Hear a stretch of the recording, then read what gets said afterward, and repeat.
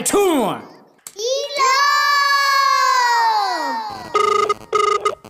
Naru. Bwana Yesu asifiwe mchungaji. Amina, samani naongea na nani?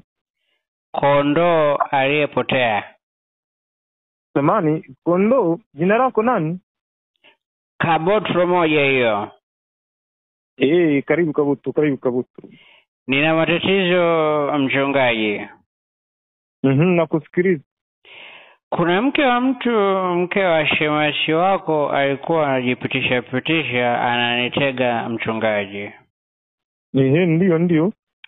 Asa mimi huwa sijaribiwi kwa kuwa naheshimu ndoa yangu na sitaki kumsaliti mke wangu. Nikamwimbisha huyo mke wa mtu akaingia kwenye 18. Basi tukapanga twende gesti ya mbali ili tule bata mpaka mbuzi wapige chafya. Halafu ikawaje? Nikaona nisikae bila kutoa taarifa. Kauru, kwamba ikawaje? Hebu nieleze. Shemasi asimtafute niko naye. Sasa Kabotro, umerewa ndugu yangu Kabotro.